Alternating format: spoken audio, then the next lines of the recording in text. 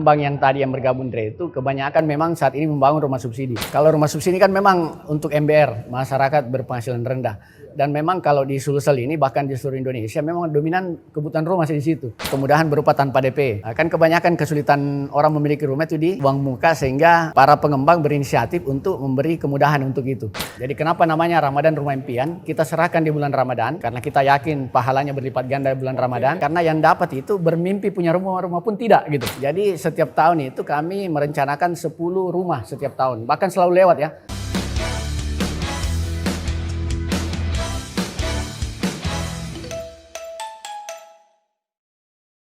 Halo sahabat Uki, bertemu lagi hari ini. Bagaimana kabarnya? Sehat? Saya berharap semua sahabat Uki dalam keadaan sehat walafiat, bugar, dan tentu jangan lupa bahagia. Hari ini saya bersama dengan tokoh properti di Sulawesi Selatan. Beliau punya perusahaan, beberapa perusahaan yang sedang mengerjakan 26 titik di beberapa provinsi. Ada di Sulawesi Selatan tentunya, di Sulawesi Tenggara, ada di Sulawesi Utara, Gorontalo, di Jawa, khususnya di Jawa Barat, ada 2 kabupaten dan 1 kabupaten kota. Dengan pekerjaan seperti itu, waktunya di Makassar kadang-kadang dalam seminggu tinggal 2 hari keliling melihat perusahaan yang sedang mengerjakan membangun rumah. Dan satu lagi, beliau adalah ketua REI untuk periode kedua. Nah, siapa dia? Kita bertemu langsung. Assalamualaikum. Waalaikumsalam. Muhammad Sadik. Siap. Bagaimana kabar? Alhamdulillah sehat. Jadi sahabat Uki, Pak Sadik untuk golongan orang yang banyak aktif di bidang properti tentu tidak asing lagi. 2 periode menjadi ketua REI, Real Estate Indonesia. Pak Sadik, mungkin kita ingin mendengarkan dari sisi REI dulu. Iya. Ini organisasi REI ini kan sudah 2 periode dipimpin. Iya. Apa yang dilakukan REI selama ini? Oh iya. Hingga dia menjadi penting bagi para pengembang dan juga tentunya masyarakat. Iya. Jadi terima kasih Anda. Ya saya jawab saja ya.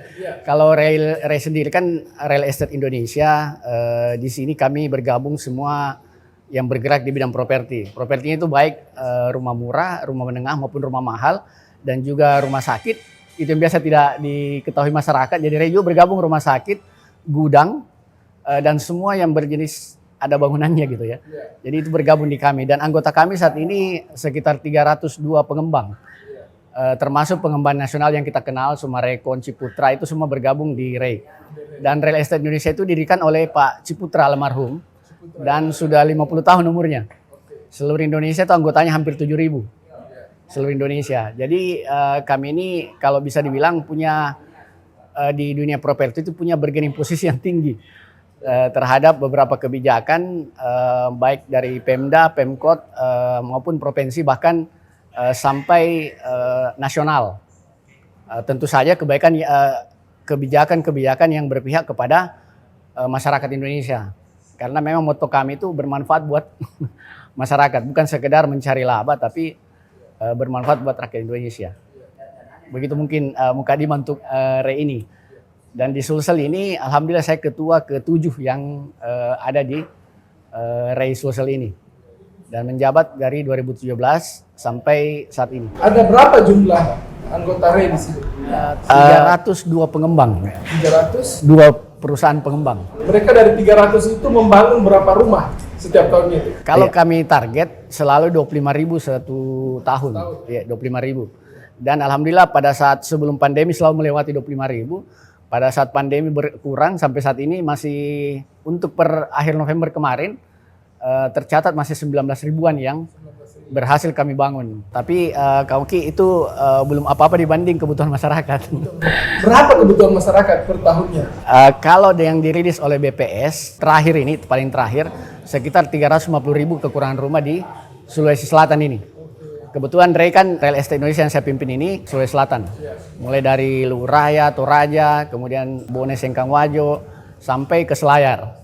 Nah, jadi hampir setiap kabupaten itu ada pengembang di sana. Di antara rumah tadi, rumah mewah, sedang, dan rumah murah, subsidi ya? Iya, subsidi. Yang mana yang paling banyak dibangun? Jadi kalau tentu saja yang demand-nya paling banyak. Kalau berbicara tentang demand, kami sesuaikan dengan pembangunan ini, Kauki. Jadi demand ini itu kayak apa namanya ya? Kayak piramida. Semakin ke bawah itu semakin banyak kebutuhan. Semakin ke atas semakin sedikit kebutuhan. Jadi pengembang yang tadi yang bergabung Dre itu kebanyakan memang saat ini membangun rumah subsidi. Tapi kebanyakan mereka juga hampir semua bahkan di mix antara rumah subsidi, rumah menengah dan juga rumah mewah. Ada yang bergerak spesial di rumah mewah tapi tetap ada kewajibannya untuk membangun rumah subsidi. Program pemerintah kan soal rumah subsidi cukup besar. Iya. Bantuannya. Iya. Itu bagaimana Pak Sadik melihat bantuan pemerintah dan khususnya untuk rumah subsidi? Kalau rumah subsidi kan memang untuk MBR, masyarakat berpenghasilan rendah. Dan memang kalau di Sulsel ini bahkan di seluruh Indonesia memang dominan kebutuhan rumah masih di situ. Keluarga-keluarga baru itu masih tergolong MBR. MBR ini bagi pemerintah yang berpenghasilan 8 juta ke bawah. Jadi itu yang disasar pemerintah untuk diberi subsidi. Jadi subsidinya itu ada dua, Kauki. Yang kalau ke user atau ke pembeli ini subsidi bunga. Jadi biasanya itu yang berlaku itu 11-12% untuk KPR, bunga KPR. Kalau untuk subsidi 5 tahun fix, bahkan sampai 20 tahun pun masih 5%. 5% untuk 5 tahun sampai 20 tahun yang bunga 5%. Kemudian ada juga bantuan muka untuk para wira swastawan ya. Jadi semua yang bergerak di bidang usaha, perhatian pemerintah itu memberikan bantuan berupa uang muka sebesar 40 juta per orang. Sehingga rumah yang harusnya rumah 150 juta itu mereka hanya berharga 110 juta karena dibantu oleh pemerintah sekitar 40 juta rupiah. Jadi saya rasa dua subsidi ini yang sangat membantu dan biasanya setiap tahun berubah kebijakannya. Kita tunggu 2023 ini kebijakan apa lagi dan alhamdulillah kebijakan pemerintah itu semakin membaik rasanya. Jadi, bantuan pemerintah itu dalam hal ini menguntungkan user juga memberi kemudahan kepada pengembangnya. Iya. Jadi kalau di pengembangnya sendiri kasih insentif gitu berupa kalau memenuhi syarat ya. Biasanya berupa infrastruktur, jalan beton, jalan paving yang dibantu langsung oleh PUPR. Seperti itu. Kalau dari sisi pengembangnya. Ini coba kita lihat Pak Victoria. Ya. Ini Ray bukukan penjualan properti 19.000 unit di Sulsel itu ya. Iya. Ini dari itu bulan November kali itu ya. Iya, bulan November ini ya. Jadi sekarang sudah sampai 20.000 lah kira-kira ya. Iya. Berdiri selama 50 tahun, Ketua Sulsel sebut kontribusi untuk PAD tak terhingga. Maksudnya apa itu Pak Ketua? Tak terhingga itu jadi kalau kita bertransaksi rumah itu Kauki itu ada berapa pajak harus kita bayar. BPHTB 5%, dikurangi 60 juta kali 5%, kemudian PPH 1% untuk subsidi, 5% untuk non subsidi. PPN 11% untuk non subsidi, kemudian untuk subsidi 1%. Bahkan enggak ada kalau PPN-nya untuk rumah subsidi. 0 sampai 1% ya. Jadi maksud kita kalau kita akumulasi semua itu sudah tidak terhingga dengan umur kami yang sudah 50 tahun ini. Umurnya sudah 50 tahun. Tetapi begitu banyaknya yang harus dibayar. Iya. Itu keuntungan untuk pengembang bagaimana? Semakin kecil atau bagaimana? Properti itu kenapa banyak yang bergerak juga di bidang properti dan kami juga betah di properti itu. Salah satunya adalah harga properti selalu naik. Pajak dan lain-lain yang harus kami keluarkan untuk pemerintah itu masuk ke HPP kami. Jadi sudah diperhitungkan seperti itu. Kalau masalah untung rugi itu kan kadang ada juga anggota atau anggota sendiri atau para pengembang memberikan subsidi bunga lagi atau biasa memberikan kemudahan berupa tanpa DP. Nah, kan kebanyakan kesulitan orang memiliki rumah itu di down payment ya, di uang muka sehingga para pengembang berinisiatif untuk memberi kemudahan untuk itu. Artinya user itu mendapat keuntungan dari subsidi, tetapi para pengembang juga bisa mendapatkan keuntungan di sini ya. Iya, masih ada untung lah. Masih ada untung. Kalau besarannya berbeda-beda tiap pengembang. Nah ini ada satu lagi nih. Ya. Gelar Expo Ray 2023, Ray Sulsel tidak khawatir akan resesi. Seperti kita tahu Pak Ketua, kabarkan dan disebut-sebut, bahkan Menteri Keuangan menyatakan bahwa 2023 ini agak gelap. Iya. Bisnis ini. Iya. Ada inflasi dan resesi Iya. di luar negeri. Ini bagaimana dengan hubungannya kalau ditarik untuk Ray khususnya di Sulawesi Selatan? Iya. Beberapa kali kami nih, Kauki, berdiskusi atau melakukan FGD dengan beberapa pihak. Kesimpulan kami di Ray Sulsel, kenapa kita bilang tidak khawatir isu resesi, semua bahan mentah atau bahan bangunan yang ada kami butuhkan untuk pembangunan rumah, itu semua ada di Sulawesi Selatan. Mulai pabrik baja ada, pabrik seng ada, pabrik semen lebih-lebih ya. Kemudian apalagi tambang golongan C, Sulsel kaya kan pasir, batu segala macam.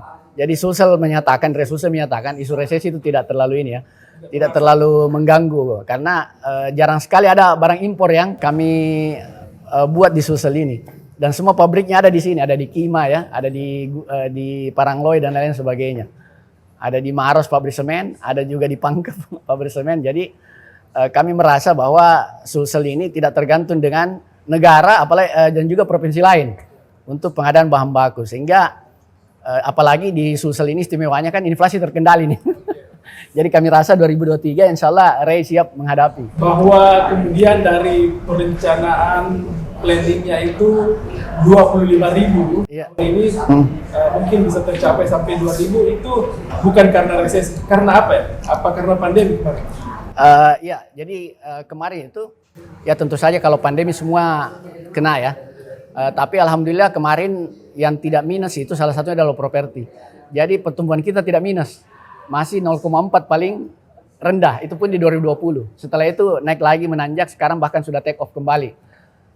Jadi paling berat itu kemarin dari 2020, alhamdulillah itu pun properti masih dari data OJK dan Bank Indonesia ini ya, masih ada peningkatan ya, masih ada pertumbuhan sekitar 0,4%.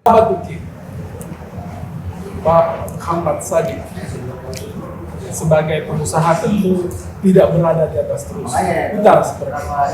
Dan kita pernah mendengarkan dan membaca di koran bahwa perusahaannya PT Sarita sedikit bermasalah dengan perusahaan di Arab. Mungkin Pak Sadik mungkin perlu dijelaskan kepada masyarakat, karena saya tahu itu tidak berpengaruh di perusahaan Pak Sadik. Bagaimana penjelasannya? Karena saya dengar itu sampai ada 280 miliar. Saya bilang bukan uang sedikit. Bagaimana yang sebenarnya terjadi? Kalau perusahaan kita berkembang tentu saya ada yang lirik ya. Begitu perusahaan kita berkembang, terdengar di mana-mana adalah perusahaan luar ini ya, dari Arab Saudi ini melihat perusahaan kami bahwa bagus untuk investasi gitu. Tapi ya di semua bisnis, hampir semua bisnis, ada sedikit kesalahpahaman, ada dan lain-lain, itu wajar lah saya rasa. Dan jarang sekali perusahaan berkembang itu lepas dari jeratan perdata ya. Lepas dari kesalahpahaman dan lain sebagainya. Tetapi bagi saya melihatnya kalau ini masalah kan sudah dari 2018 gitu. Sudah bergulir di mana-mana gitu ya, di lembaga hukum. Tapi alhamdulillah memang yang namanya kalau perdata ya Kauki ya, tidak pernah ada puasnya. Mau kalah pasti tuntut lagi. Mau kalah banding lagi. Kemudian berakhir ada lagi yang baru. Jadi saya rasa itu hal yang normal lah, normal bagi pengusaha yang memang bersentuhan dengan perusahaan lain seperti itu. Tapi saya meyakini bahwa kalau kita berniat baik tetap kita akan tetap akan berjalan usaha kita. Apalagi usaha kita ini bermanfaat bagi banyak orang. Dan perusahaan investasi juga kan kita harus tahu apa sebenarnya latar belakangnya masuk. Apa betul berinvestasi atau something wrong yang dia lakukan di kita gitu. Dan saya tidak bisa jelaskan mungkin secara detail di sini. Saya bisa gambarkan saja, kalau saya masih hadir di sini, saya masih warawiri ke sana kemari itu menandakan bahwa alhamdulillah kami masih tetap jalan Dan kalau namanya media dengan undang-undang yang ada sekarang, siapa yang bisa tangkis media? Saya juga bisa bilang ke media bahwa kau kini berutang sama saya 500 miliar. Siapa yang bisa bantai itu? Sebuah bisnis itu hal yang menjadi lumrah, apalagi kalau urusannya pidana. Saya dengar pidananya sudah stop gitu ya. Tentu tidak mudah menjalankan bisnis di beberapa tempat ya, di beberapa provinsi, Pak Sadik. Selain di Sulawesi, ada juga di Jawa. Ini bagaimana anunya ini? Bisa sampai Sulawesi Selatan, sampai ke Kendari, Gorontalo, dan sudah sampai di Jawa Barat. Kenapa sampai pergi jauh begini? Apa di sini sudah kekurangan lahan? Alhamdulillah kami ini berkembang di Sulsel. Saya pernah bicara sama sahabat-sahabat saya di tahun berapa ya, 2010 kalau nggak salah. Dia katanya saya jago kandang katanya. Oh gitu. Makanya merambah. Iya, jadi namanya kayak tertantang gitu. Alhamdulillah kita mulai buka dekat-dekat Sulawesi dulu. Kemudian karena ada juga urusan di Jakarta, akhirnya melihat-lihat pasar di sana, kita mencoba pertempuran yang lebih ganas di sana. Akhirnya begitulah, takdirlah yang membawa kami ke sana gitu. Pembangunan perumahan di antara beberapa provinsi ini, yang mana yang perkembangannya lebih bagus, lebih cepat? Kata Ray sendiri itu anggota terbanyak itu ada di Jawa Barat. Oh, Jawa Barat. Iya. Paling banyak penduduknya memang. Iya, sama kekurangan rumah itu 4 juta kalau Jawa Barat. Jadi bandingkan di kita 350 sampai 400 ribu, itu 10 kali lipatnya ada di Jawa Barat. Jawa Barat kemudian Jawa Timur. Kan kemudian Jawa Tengah itu tapi di luar Jawa itu Sulsel, Sumatera Utara dan Sumatera Selatan, Palembang itu tiga besarnya itu di luar Sulawesi. Kalau Indonesia Timur tentulah di sini nih ya, paling besar pembangunan, paling besar kebutuhan, dan bisa kita lihat juga di hampir semua kantor wilayah yang ada itu posnya ada di Makassar gitu. Jadi alasan ke Jawa Barat itu lebih pada banyaknya demand di sana. Demand di sana ya, kebutuhan akan rumah. Iya. Sambil diminum, Pak. Oh siap. Santai-santai kita.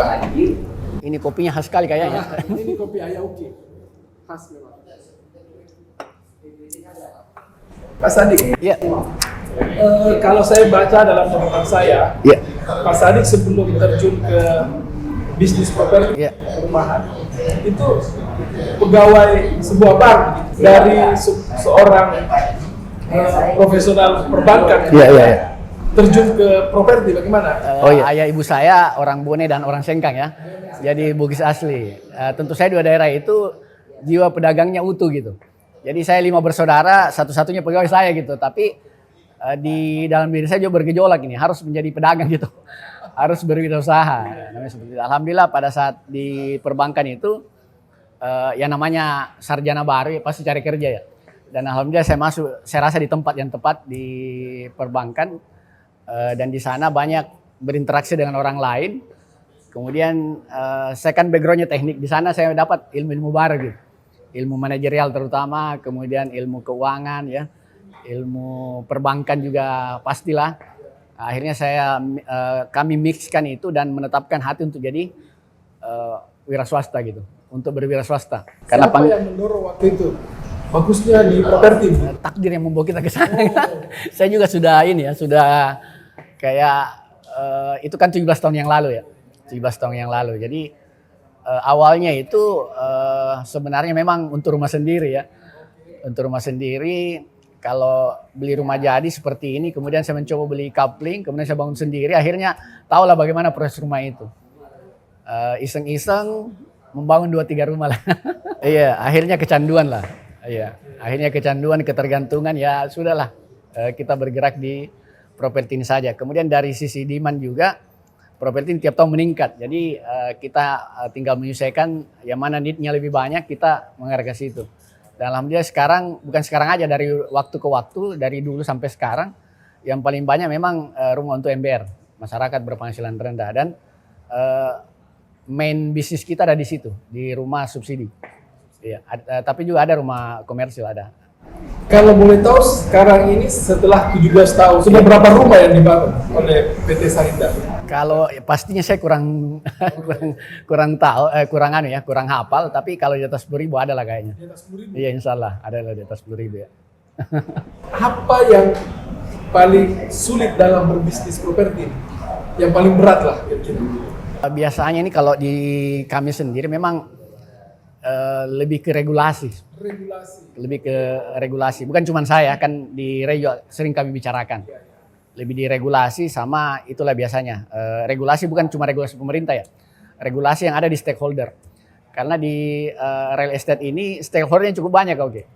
Mulai dari pemerintah, perbankan, PLN, PDAM, BPN, Badan Pertanahan Nasional, PTSP, tata ruang.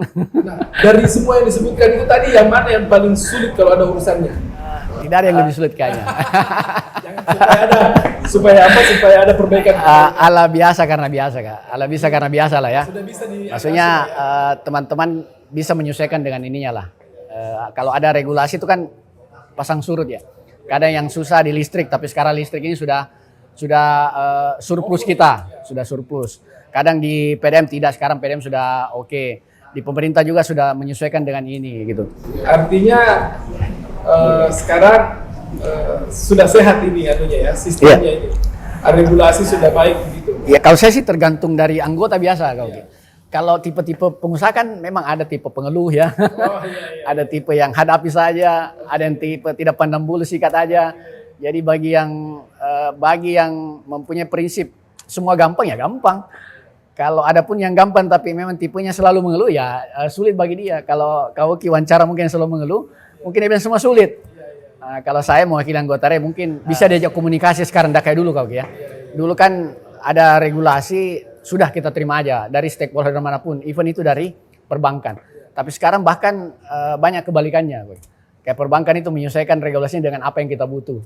Pemerintah juga setiap ada perubahan aturan pasti kami diundang yang berhubungan dengan properti.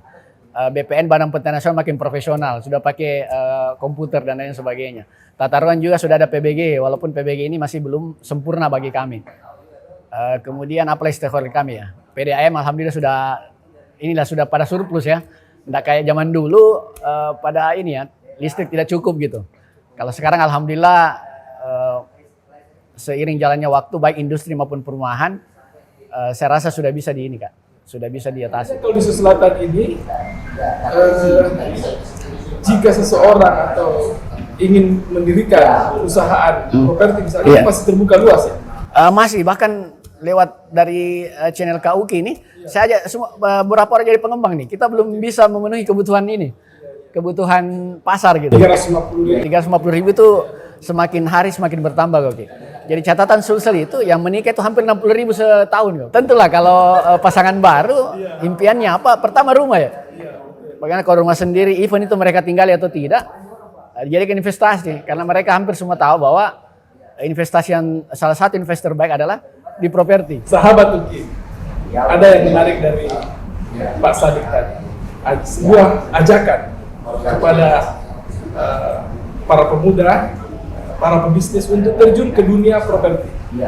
Begitu banyak kemudahan yang diberikan oleh pemerintah dan begitu gampang sekarang pengurusan-pengurusannya tadi, BPN-nya lah, listrik, air, dan lain-lain. Nah, itu semua bisa dengan mudah dikomunikasikan dan bisa memudahkan.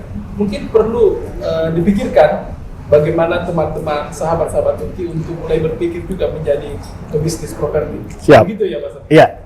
Dan jangan lupa bergabung di Real Estate Indonesia. Iya. Pak Sadik, ini jadi menarik ini perjalanan pekerjaan sebagai sebagai pengusaha di bidang properti. Kita tahu sejak beberapa tahun lalu juga Ray dan teman-teman pengembang lainnya itu selalu memberikan CSR-nya kepada masyarakat. Saya ingat waktu saya masih aktif di media, kita bikin acara Fajar Rumah Impian, gitu ya. Fajar Rumah Impian, dan memberikan Ray bersama dengan Fajar memberikan rumah kepada orang-orang yang tergolong tidak beradab, tidak punya rumah, dan itu betul-betul sangat bermanfaat, sangat menggugah untuk bisa dilakukan oleh organisasi lain. Ini bisa diceritakan sedikit bagaimana saat ini Ray bekerja sama dengan Harian Fajar misalnya memberikan rumah kepada masyarakat.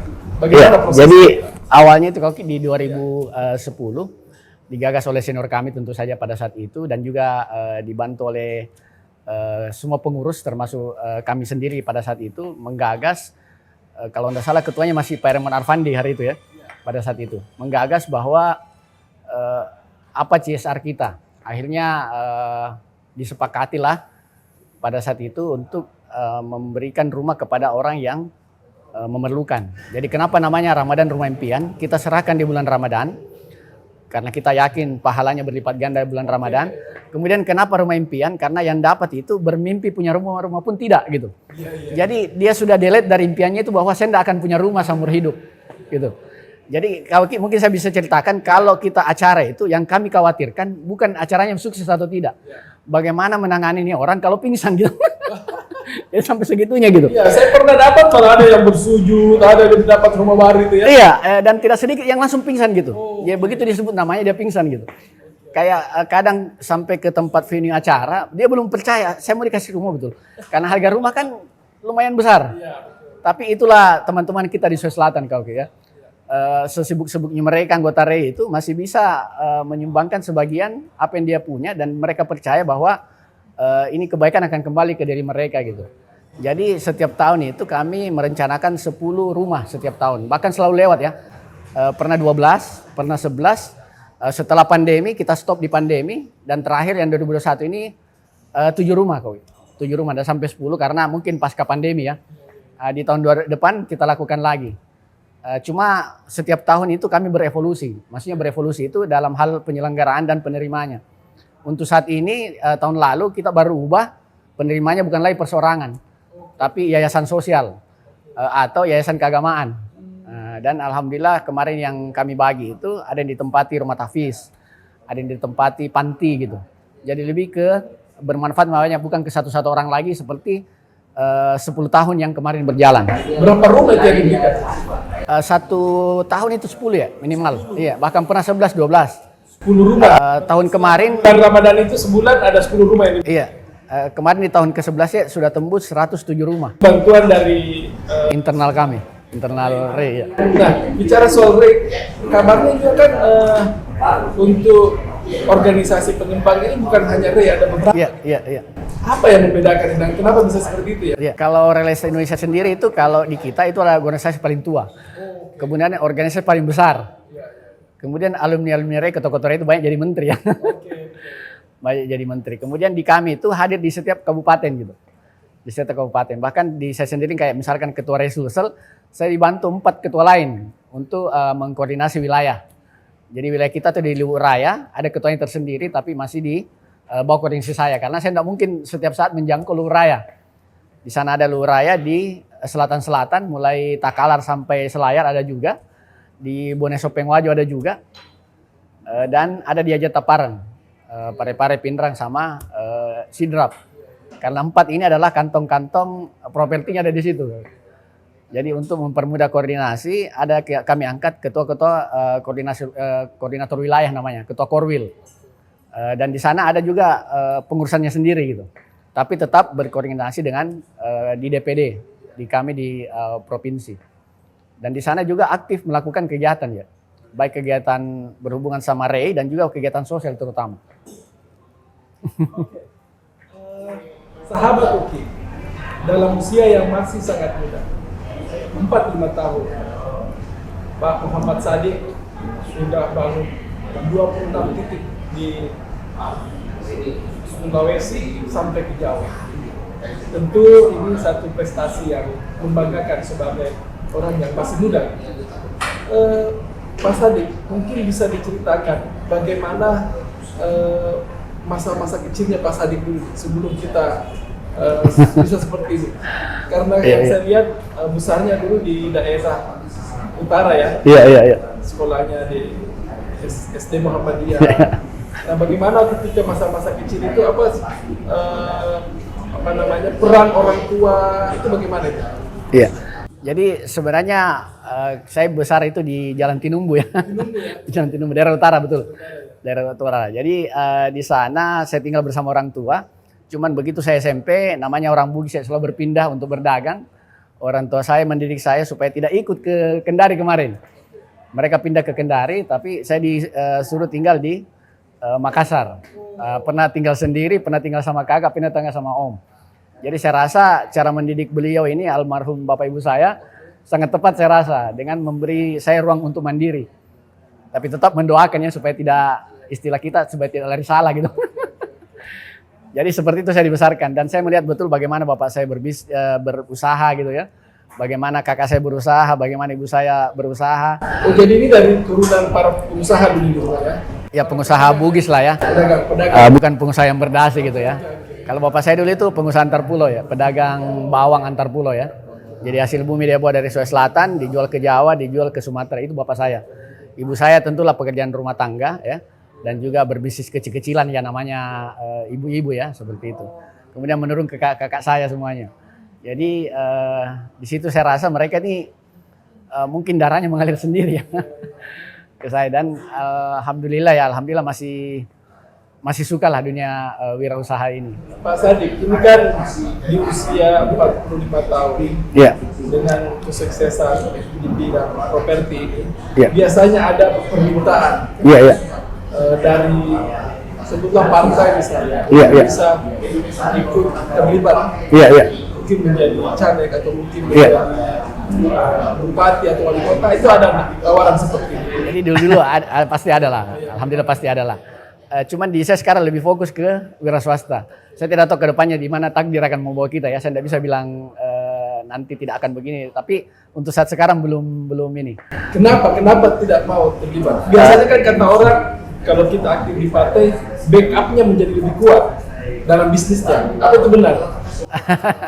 Saya kurang tahu juga kau Kia. Tapi kalau saya sih di partai teman-teman kan banyak. Teman-teman kita banyak. Masuk partai tapi temannya banyak.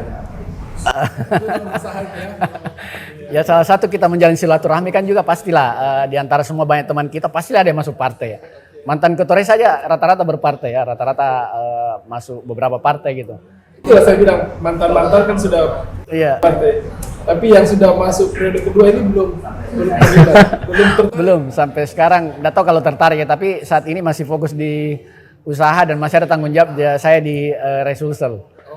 Iya, untuk saat ini ya, untuk saat ini. Apalagi kan sudah 2024. Sahabat Uki berkeliling di seluruh daerah-daerah yang dibangun perumahan. Tentu membutuhkan energi yang cukup besar. Ya. Kalau 2 hari ada di Makassar, kemudian ada di Sulawesi, kemudian ada di Jawa. Ini bagaimana mengatur kesehatan kebugaran tubuhnya? Oh, alhamdulillah. Ya, olahraga aktif bagaimana? Kalau olahraga pasti olahraga kecil-kecil aja. Dulu sih selalu fitness, tapi tempat fitness saya yang biasa ini sudah tertutup waktu pandemi ya. Jadi sekarang sepedaan aja. Sepedaan, dan tentu saja biasanya kalau kita di Ray setiap minggu golf bersama, golf bareng. Itu aja olahraganya dengan sepeda, kemudian biasa di rumah treadmill dan lain-lainnya.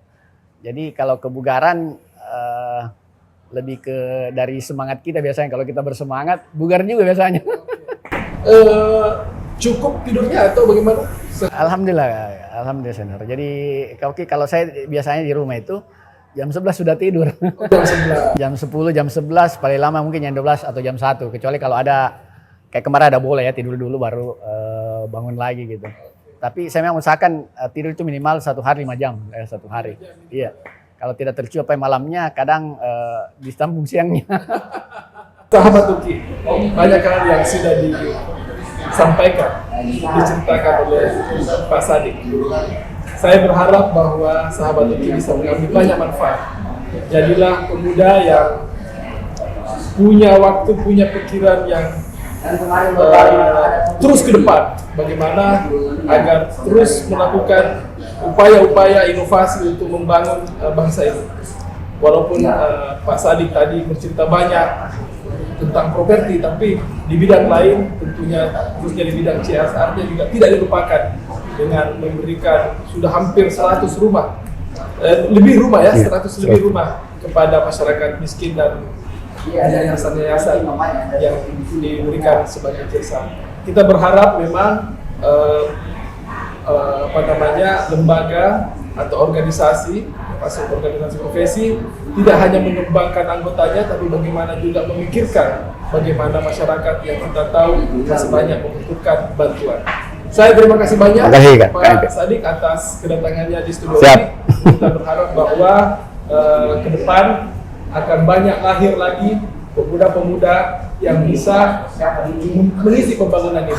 Dan kita berharap punya daya tahan yang kuat seperti yang diceritakan tadi Pak Sadik, yang walaupun ada masalah tapi bagaimana masalah itu bisa diselesaikan dan tetap berjalan, bekerja dan terus berusaha. Pantang mundur. Saya kira itu. Terima kasih Pak. Siap. Terima kasih banyak. Ada.